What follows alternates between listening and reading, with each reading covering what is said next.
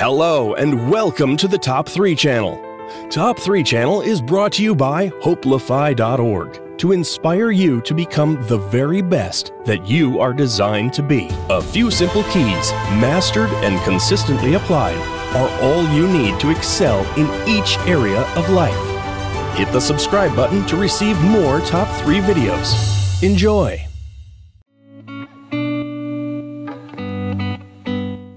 There is another level.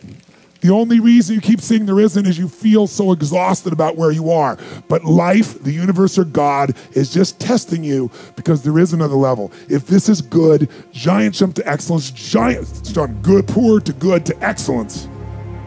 There's a level where all your dreams are realized. There's a level that you've always dreamed about. It is real. It has not gone away.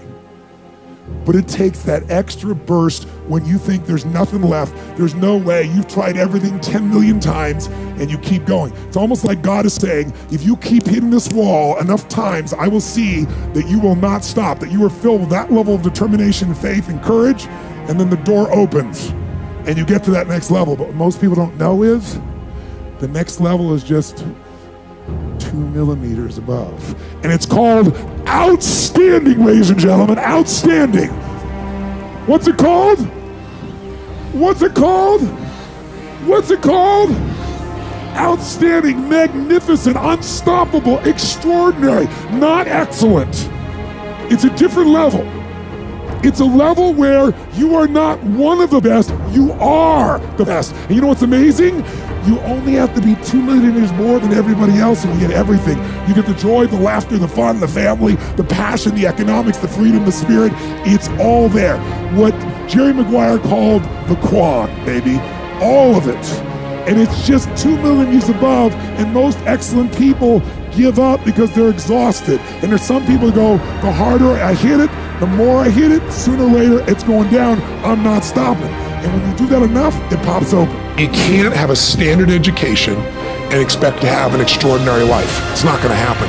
The one breakthrough for all leaders is constant, never-ending improvement. And that means educating yourself and continuing to develop even greater emotional mastery, because that's what affects whether you execute or not. The opportunity for self-education is there. We have to change our psychology from, I'm going to do what everybody else does, and I'm mad because it doesn't work anymore, to the reality is this is the greatest time to be alive if you're growing, you're learning, you're educating, and you're developing valuable skills. So instead of complaining, you got to say, where are the skill sets valued in the marketplace? And how do I work harder on myself than anything else? Because if I become more valuable, then I will be able to give more, do more, and change more. When I interviewed Warren Buffett, I asked the most important investment he ever made in his life. You know what he said it was? I was thinking all the companies he'd done, you know. He said, Tony, go into Dale Carnegie. I said, what? He goes, because by developing myself, that's the most important investment. Those skill sets, learning how to persuade, learning how to speak, learning how to influence, all my ideas would have died on my lips if I hadn't been able to influence, and I learned it from that little course. Most valuable thing I ever did in my life, he said. People have a belief about what their real potential is no matter what you tell them. And that affects how much action they take. And of course that affects the result. And then ironically, that result reinforces their belief. And then that belief affects it. So I'll give you an example. Let's say a person has unlimited potential, we all agree. But they take little action, little results. Why? Because they have to start with a problem with their belief. They don't believe it's really going to happen for me. Maybe for Frank Kearns because he got the cool hair and stuff, or maybe it's for you because you're so driven, but it's not me. Maybe Tony Robbins because he's a freak, got these big teeth. Whatever their thought process is, right? They got this thing, right? But what happens is, if you believe that there's very little potential, how much action are you going to take? Nothing, little. And when you take little potential with a little action, what kind of results do you get? Lousy little results. And when you get little results, what does that do to your belief? You go, see, I told you this was a waste of time, told you this wouldn't work. And then what happens? You tap even less potential, you take even less action, you get even worse results, and your belief gets even weaker. And this sucker feeds on itself until you are in a downward spiral. It's poisonous. It's poisonous and it's self-fulfilling. Now, what if something could happen that could come along and fill you with a sense of absolute certainty? Not like I believe, but mean where you know. In you guys' case, mine as well, we knew because we had to. Because we burned the boats, there was no other option. We had to find a way. We weren't going to live that way. We all did it in different ways and for different reasons, but in essence, that was it. If you get yourself in a state of certainty that this is going to work. I'm going to find the way. And if this doesn't work, I will make the way. Then you tap a lot more potential. And when you're certain in your potential, you take massive action. When you take massive action, you really believe in something, you get great results. When you get great results, your brain goes, see, I told you I was a stud. I told you this thing would work out. Now you're even stronger. You tap more potential, take greater action, greater results. That's how you went from $300 in a week to $2,500 in 5 days to $100,000 in a month to $1 million in a day. Same thing with you.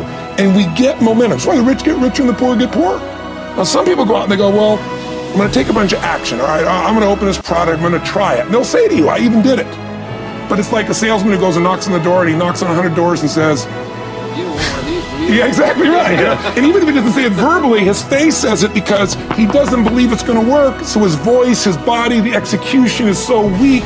Maybe if he talks to 100 people, somebody's going to buy out of pity. They don't want his kids to starve, right? But he's not going to get the result. So the core difference in people is how do you produce certainty when the world isn't giving it to you? You go out and you try, in your case, you're 100,000 in debt and nothing's working. How do you keep yourself going? The way you did it, the way I did it, the way you're doing it, we may not have done it consciously, is we didn't change our potential, that was there. And it wasn't even taking more action. Taking more action with a belief it's not gonna work, it's not gonna change anything. We got results in our head that made us feel certain as if it had already happened. Created for my life, and anyone I know succeeded. I'm a 17-year-old kid from Azusa, California, with no real education other than self-education, with no background, with parents that did their best, all of them,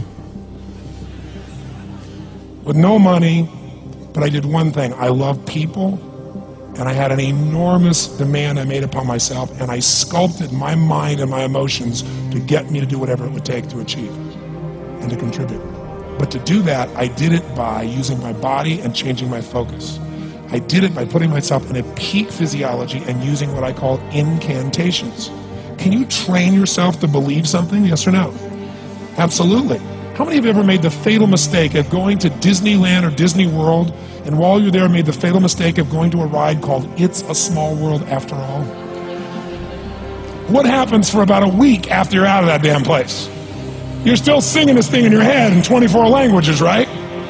Well, let me tell you something. How many of you have things when you want to go achieve them and this part of your voice goes, oh, it's not going to happen, or forget it? I'm going to go to voice that sometimes interrupts that good pattern. Say I. And what you want to do is train a new one. So starting when I was 17, I started doing incantations, not affirmations. Affirmation, you go, I'm happy, I'm happy, I'm happy, I'm happy, I'm happy. What's the problem? You haven't changed your what? Your what? Physiology. If you don't change your physiology, you won't get anything. So an incantation is not only you speak it, but you embody what you're saying with all the intensity you can. And you do it with enough repetitions that it sticks in your head. Like It's a Small World, now the conversation in your head is always the same and it gives you what you want. So you use your body and your voice. So 17 years ago, I started doing things. I was working for Jim Rohn, this speaker, and I was 17 years old. I had long hair, minestrone soup, acne on my face. I was trying to call on Bear Stearns type of people and convince them why they should go to this man's seminar and be more successful. I was driving a 1968 Volkswagen, and I had earned it $40 a week as a janitor. The only way I did it was park far from the building, and then go in, and I love people, and I believe, but I put myself in state, and I was able to influence people that were far more successful than I was at the time. I would do something that I still do backstage and have done for 23 years. Because I don't hope I'm going to be in a good state, I demand it. So I do an incantation using my whole body. I'd say, I now command my subconscious mind to direct me in helping as many people as possible alive today to better their lives by giving me the strength, the emotion, the persuasion, the humor, the brevity, whatever it takes to show these people and get these people to change their lives now. And I would do that literally driving in my Volkswagen to a meeting in LA on the freeway for 40 minutes. People are looking at me, I'm screaming at the top of my lungs. They're going, I know he's a serial killer, I know he is. But by the time I entered that room, when two people meet, if there's rapport, the person who's most certain will always influence the other person. And I was totally certain, and they were trying to get revved up to certainty. Do you agree with this? Yes or no? I do another one because I was poor. I changed my mindset. I kept doing things, but I never got beyond it. I'd say God's wealth is circulating in my life. His wealth flows to me in avalanches of abundance. All my needs, desires, and goals are met instantaneously by infinite intelligence, for I'm one with God and God is everything.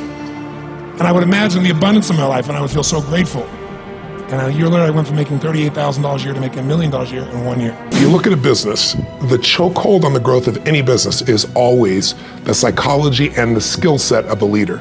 And it's 80% psychology and 20% mechanics, meaning so many small businesses, you know, the owner might be an incredible innovator.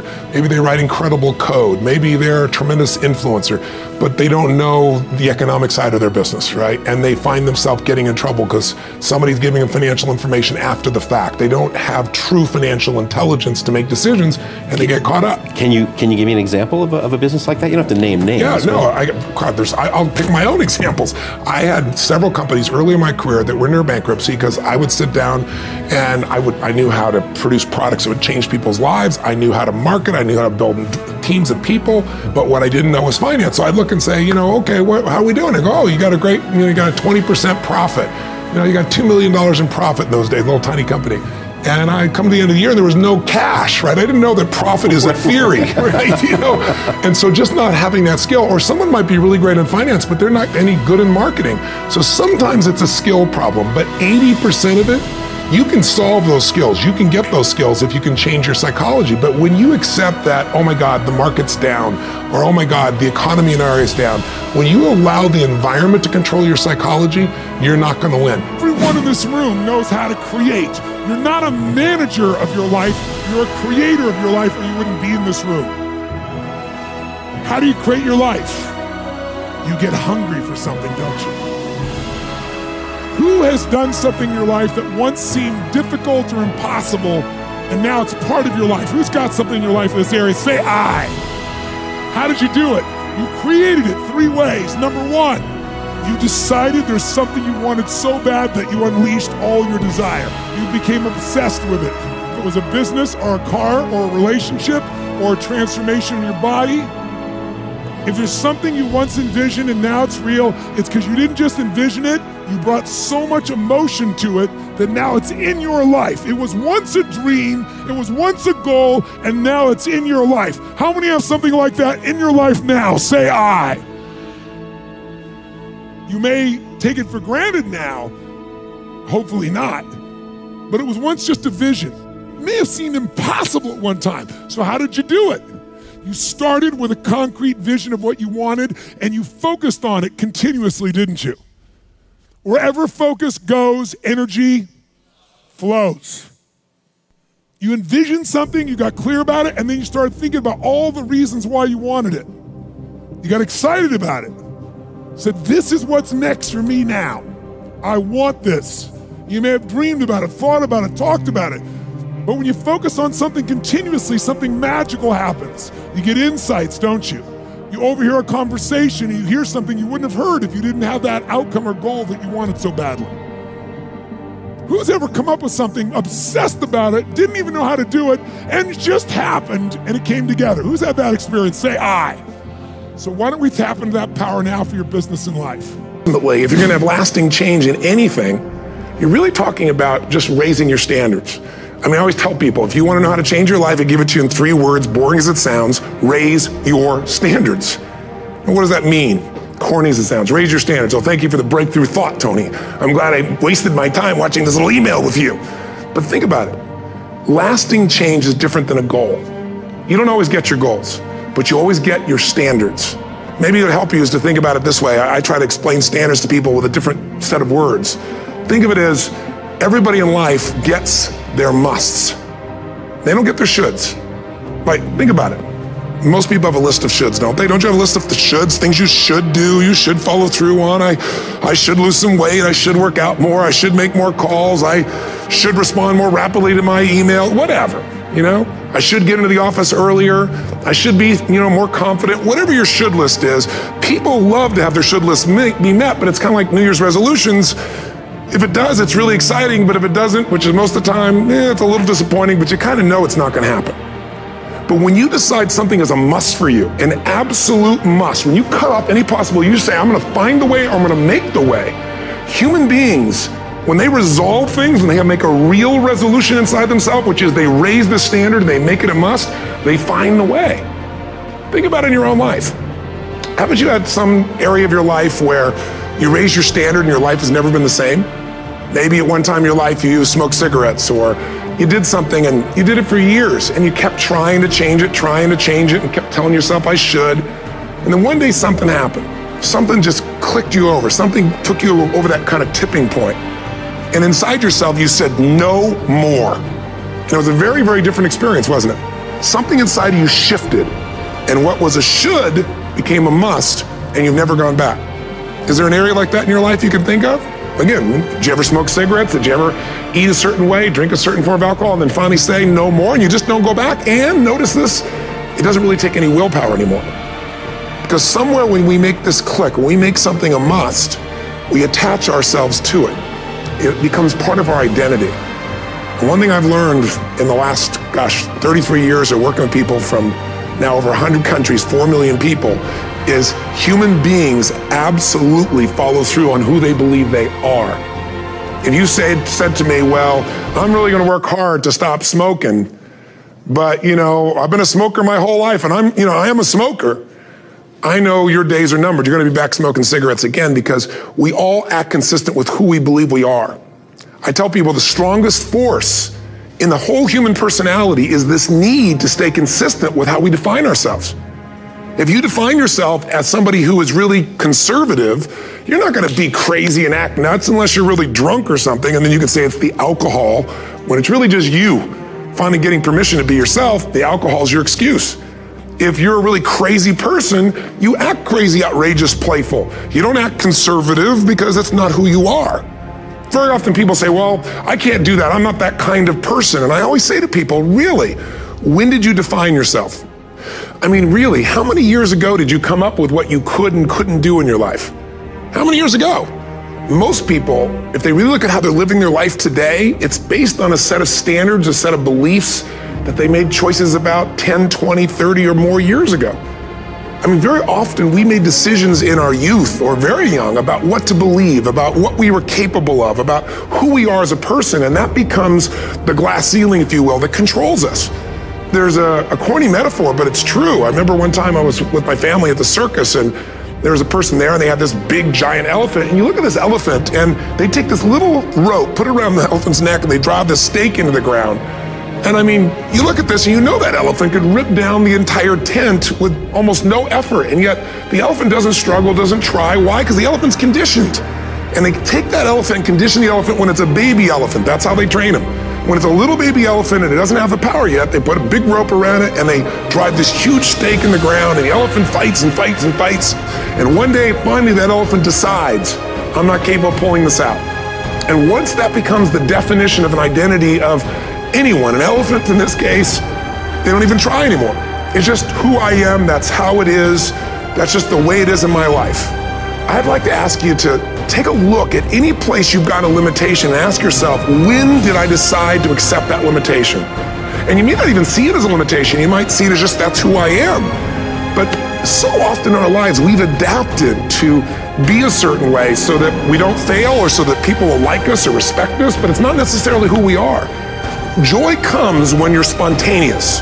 It's really hard to be truly happy when you're not being yourself. And most of us have no clue who we are. And so a big part of my work, if you've ever been to an event, you know, is to get people to do things spontaneously without thinking, because that's when the real you shows up. That's when the energy comes alive. And when you do that, when you start to connect to your true nature, suddenly there's energy available for you to set a higher standard for what you want in your life. That's what this is really all about. And when I talk about standards, when I talk about, shoulds versus musts, think about your own life. I know there have been areas in your life where some point in time you just shifted and you raised the standard and your life changed. Because whatever people have their identity attached to, they live. We live who we believe we are. That's just how it works. It's just kind of like, I'll give you an example. Look at your physical body. Your physical body today is an absolute reflection of only one thing, not your goals, not your desires, but your standards. The identity you have for yourself. If your standard is you're an athlete, then there's a certain amount of strength, a muscle tone, and energy that's available in your body on a regular basis because that's who you are. And so you do whatever's necessary to maintain that identity. Again, the strongest force in the human personality is this need to stay consistent with how we define ourselves. Because If you don't know who you are, you wouldn't know how to act. Once you lock in on that identity, your brain finds a way to keep you there. If you say, man, I'm overweight, I've always been overweight, I'm big boned, and that's the story you got, then you're gonna always find a way to get back there. That's your settling point. That's your identity. That's where things lock in. If you see somebody who's in really great shape, you ask them, do you work out? You know the answer. Yes, how often? And they'll tell you 3 times, 4 times, 5 times a week, whatever. In a seminar, I'll ask people, who here works out at least 5 days a week? And I'm stand up. And you look around that room, and you know that they work out 5 times a week because you can see their body. You don't just get a result without some kind of action, without some form of ritual. Ritual meaning actions you do consistently. Now, do you think those people that are out there working out 5 days a week, do they have more time than you do? Or I have, or anybody else? Of course not. Is their life less busy? Of course not. It's just a must for them. They must work out that way, and they've made that turn, their life changed. So I'm not saying you have to work out 5 days a week. I'm just saying whatever you really want, wants don't get met consistently. Standards do. Whatever you identify, this is who I am. And so it's not so much about changing your identity as there's expanding it. Deciding that, instead of your goal is to lose 10 pounds, which is not compelling, what if your vision was to get back to my fighting weight? This year, this month, this next 90 days, I'm gonna transform my body. I'm gonna take on a new challenge. I'm gonna find some technique or strategy, there's a million of them, that can reframe myself where I want to feel younger, stronger, more vibrant than ever before. Here's my reasons. Because I want the energy to really make my life work. Because it's tough out there and I want to be stronger than I've ever been before. I want to go in front of the mirror and if I'm naked, not, want to laugh. I want to look there and take a good look and go, yeah, I'm proud of whatever I see there. Whatever it takes, something's gonna make you laugh, smile, something that's gonna tease yourself, but something's gonna move you to another level. If you identify yourself in a new way and you own that every day, and that becomes the standard of how you live, you'll find the way to make that standard real. Money's the same way. Think about it, it doesn't matter what's happening, quote unquote, in the marketplace. People that make money find a way to make money no matter what, don't they? I mean, most people's standard is to pay their bills. So that's what most people find a way to do, even when economic times get tough. Most people, if that's their absolute standard, they find a way. Some people's standard is pay their bills most of the time. And so most of the time they do. Some people's standard is not just to pay their bills, but to take care of their family and maybe even some of their friends. And they find a way. In fact, some people may be in a family where they don't have enough money. They barely have money to pay their bills. They work their guts out. And then somebody, their mother, their father, somebody else, their sister gets ill, and there's not enough money to take care of it. Nobody else has money in the family. They don't either, but they find a way to get that money to take care of their mother or father, don't they? And pay their bills. They never could do it before. Why? The situation made them raise their own standard. And not everybody does that. Somebody else in the family might have money and still not take care of their mother. It all comes down to the inner game, my friends. Changing your life is a change in the inner game. The outside world you can't control, but you have absolute control over this one if you learn the dynamics of what shapes you. And identity is one of those simple, clear, fundamental basics that if you start to shift it, everything else will shift in your life as well. Some people, by the way, have to have more than enough money to do what they want, when they want, where they want, with whomever they want, contribute the way they want. And if that's their must, they find a way. I know that sounds overly simplistic, but it's true. Somebody once said you could take all the money in the world out of the hands of everybody, out of all the wealthy people in the world who are really successful, give it to other people. It wouldn't take too long, those people would have it back in their hands. It's not because they're manipulative, it's because they have a standard. Some are manipulative, don't get me wrong, but they got a standard of what they're gonna find a way to make happen. I'm just simply saying to you, take those 3 magic words and live them. Raise your standard. So what do you think was the first real breakthrough that you had as a teen that started you on your path, and how did you get there? Gosh, there's so many. One of the first ones I think was probably just anchoring me in when my mom and my dad, I had 4 different fathers.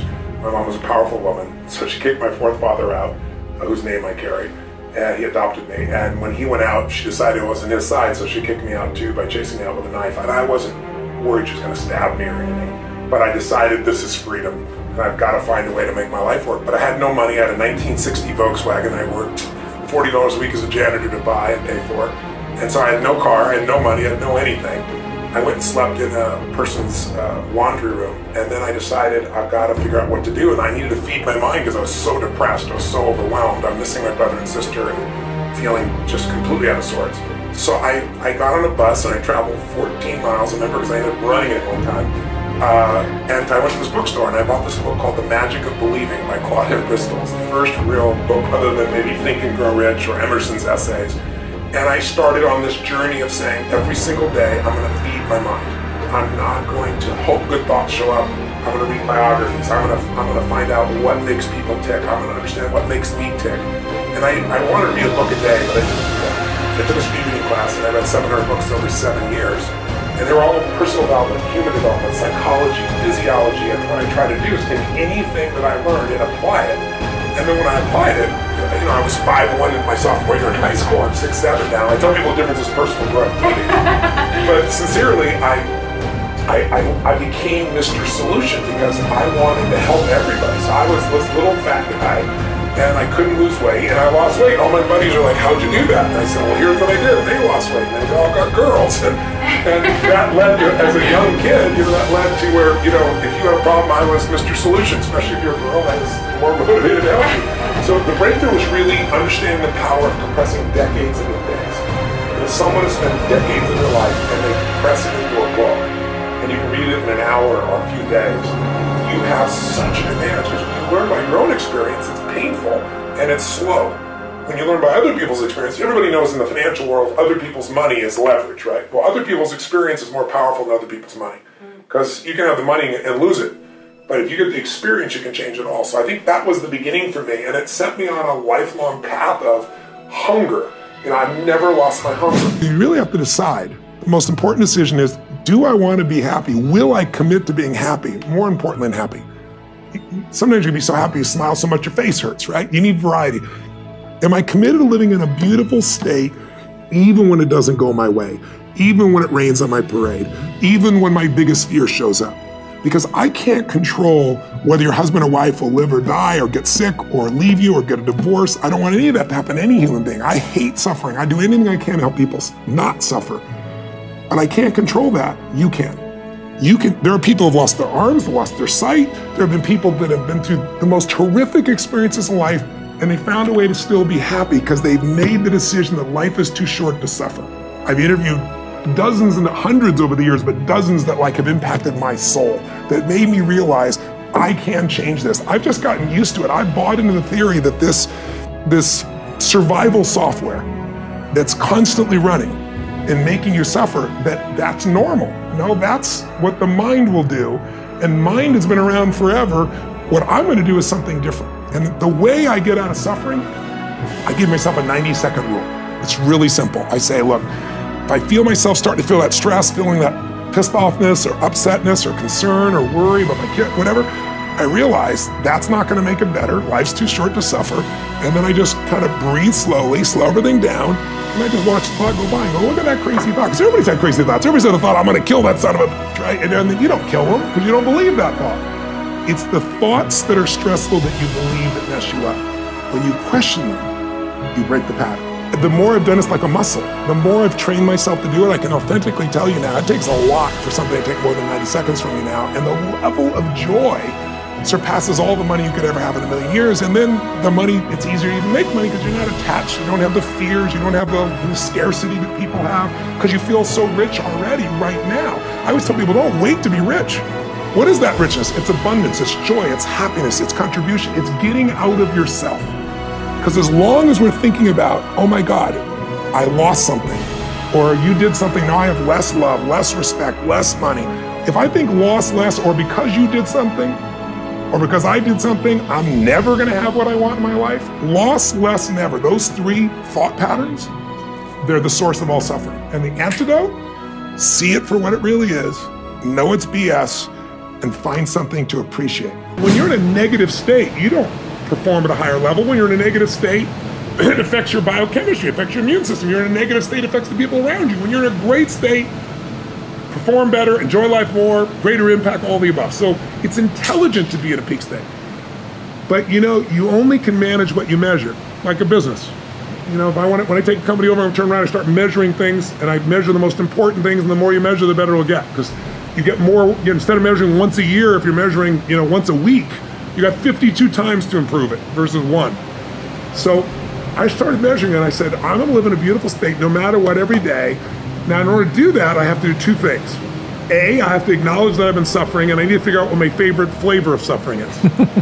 and I played off of that with myself, and I thought, frustrated and pissed off were pretty useful for me. In fact, I realized my happiness was so cheap because all I needed was this thing, and I could lose my happiness because ding, something cool, or ding, something not so cool. When you got 1,200 employees, what are the chances right now that one of them is doing something to screw up, right? Not consciously, they're just not doing what they're supposed to do.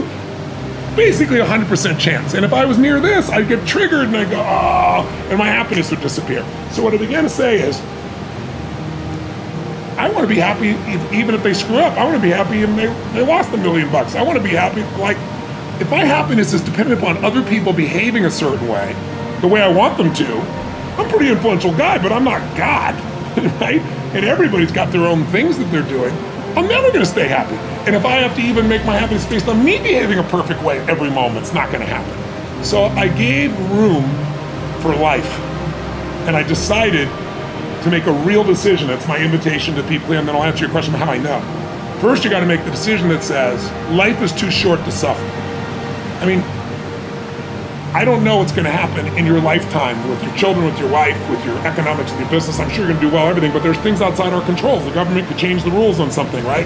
The rules have changed before around direct marketing and on the web and so forth.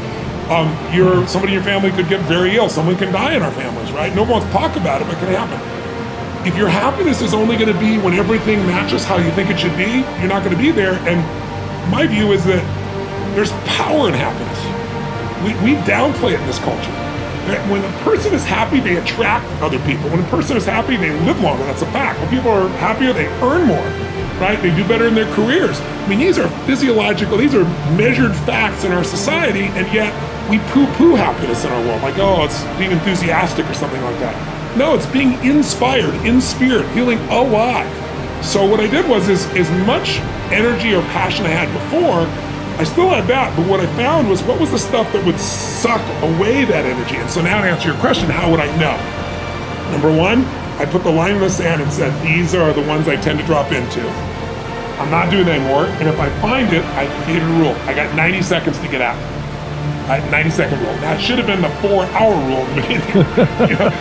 on certain things. Certainly 90 seconds was easy, but certain things you get hooked. Totally. And I was like 4 hours, maybe the 4-day rule on some of them initially. But as I did it more and more, it's like a muscle. And when you use a muscle over and over again, it works. It's there for you. And so how I know, to answer your question, a long way to answer your question, but without that, I don't think people understand what we're talking about, is I sense tension in my body. Like, when you're in a beautiful state, things flow. When there's a tension, you can feel it in your face, your head. Somebody says something, somebody does something, somebody didn't do something, somebody used a certain term, somebody you dropped something out, or you did something, or you should have done. Whenever that happens, there's a tension. And so I've really trained myself to feel that tension. And when I feel, I go 90 seconds, and it's a game now. 90 seconds. And since I value that happiness so much, not like a deluded person, I'm so happy. Like, I value being in a beautiful state because it may not be happy. It may be driven. It may be courageous. It may be feeling bold. It may be love. It may be compassion for someone else or even myself, right? I always have compassion for other people. I didn't have it for myself. Right. And so what I began to do is realize, holy cow, this is something that could change everything. And so that 90-second rule, I feel the tension, and then here's what I do. I know that it's triggered by one of 3 language patterns as a trigger, as an example. Loss, less, never.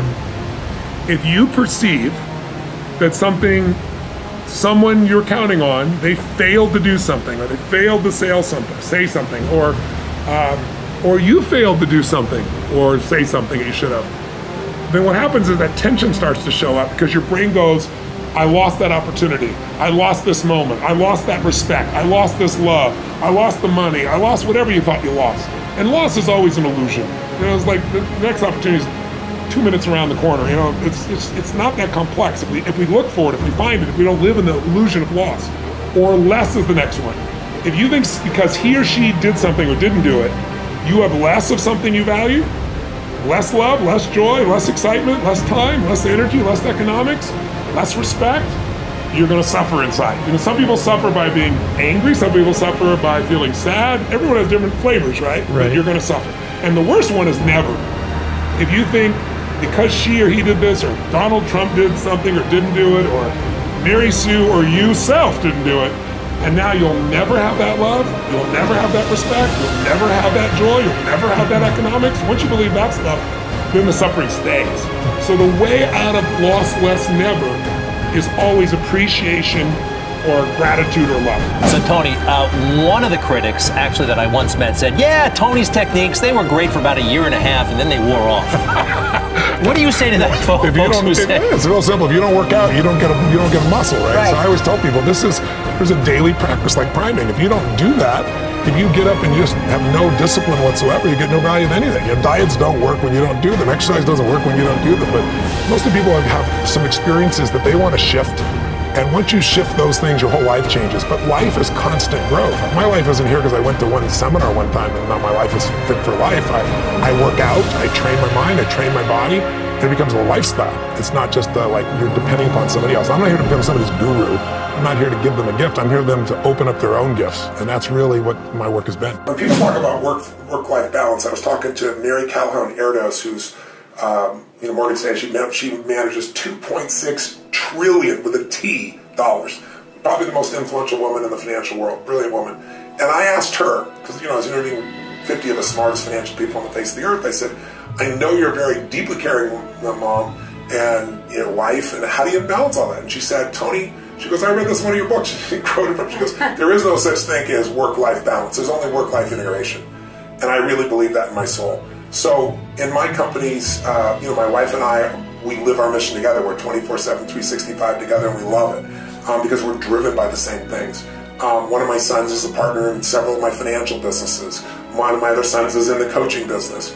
My daughter's an actress and, totally different business, but she cares for people the same way. So there's a common denominator within our family. We're all so mission-driven that we don't have to separate the two. When your family is involved in your mission, you're not pulled apart.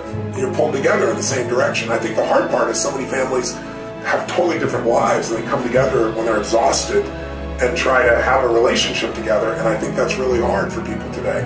I always encourage people to say, listen, in your partnership in life, you want to find somebody who's your best friend, because intimacy and passion is easy to turn on, but friendship is not. And if you have a friend who shares your values and your mission, and if you're privileged enough to do things together as a business owner, I find that to be the greatest possibility of that work-life integration. Thank you for watching today's Top 3 video. This channel is brought to you by HopeLify.org to inspire you to become the very best that you are designed to be. Remember, a few simple keys, mastered and consistently applied, are often all we need to excel in each area of life. You can help make this channel even better in 3 simple ways. 1. Subscribe to receive more Top 3 videos. 2. Leave a comment below to let me know what resonates with you from today's Top 3 video. Or 3. Suggest a topic for a Top 3 video that you will like for us to feature on this channel. Visit HopeLify.org to post your own inspirational content.